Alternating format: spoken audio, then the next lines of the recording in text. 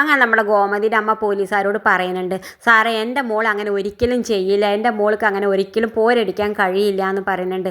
ഞാൻ നിങ്ങളുടെ കാല് പിടിക്കാം, ഞാൻ നിങ്ങളുടെ മുന്നിൽ എന്ത് വേണമെങ്കിലും ചെയ്യാം, എൻ്റെ മോളെ ഒന്ന് വിട്ടു തരും, എൻ്റെ മോളെ കൊണ്ടുപോകണ്ട എന്ന് പറയുന്നുണ്ട്. ആ സമയത്ത് നമ്മുടെ പോലീസുകാർ പറയുന്നുണ്ട്, നിങ്ങൾ നിങ്ങളുടെ മകൾക്ക് വേണ്ടിയിട്ട് എൻ്റെ കാലും എൻ്റെ മുന്നിൽ കൈ കൂപ്പണമൊക്കെ ഇല്ലേ, അതുപോലെ തന്നെ ദേവി ഈ വീട്ടിൽ എന്തൊക്കെ അനുഭവിച്ചിട്ടുണ്ടാവും, അവൾ നിങ്ങളുടെ മുന്നിൽ എത്രയൊക്കെ കാല് പിടിച്ചിട്ടുണ്ടാവും, പക്ഷെ നിങ്ങൾ അതൊന്നും വക വയ്ക്കാതെ അവളെ പോരടിച്ചതല്ലേ എന്നൊക്കെ പറഞ്ഞിട്ട് നമ്മളെ ഗോമതിനെ പോലീസ് അറസ്റ്റ് ചെയ്ത് കൊണ്ടുപോകുന്നുണ്ട്. പിന്നെ കാണിക്കണം നമ്മുടെ ആനന്ദിനോട് നമ്മുടെ പോലീസുകാർ ചോദ്യം ചെയ്യുന്നുണ്ട്. ആ സമയത്ത് നമ്മുടെ ആനന്ദ് ഞാനതൊന്നും ചെയ്തിട്ടില്ല എന്ന് പറഞ്ഞ് എതിർക്കണ സമയത്ത് നമ്മുടെ പോലീസുകാർ പറയുന്നുണ്ട്, നീ ഞങ്ങളുടെ മുന്നിൽ ഇത്ര എതിർക്കണ സമയത്ത് പാവം ആ പെൺകുട്ടിയെ നീ നിൻ്റെ വീട്ടിലിട്ടിട്ട് എത്ര മാത്രം കഷ്ടപ്പെടുത്തിയിട്ടുണ്ടാവും, ഞാൻ നിന്നെ കാണിച്ചു തരാടാന്നൊക്കെ പറഞ്ഞിട്ട് നമ്മുടെ പോലീസുകാർ നമ്മുടെ ആനന്ദിൻ്റെ മേക്കെട്ട് കയറുന്നുണ്ട്. ആ സമയത്താണെങ്കിലോ നമ്മുടെ ഗോമതിനെയും കുട്ടിയോളേനെയും എല്ലാവരെയും പോലീസ് കസ്റ്റഡി എടുത്തിട്ട് പോലീസ് സ്റ്റേഷനിലേക്ക് കൊണ്ടുവരുന്നുണ്ട്. ഇപ്പോൾ എല്ലാവരും പോലീസ് കസ്റ്റഡിയിലാണ്.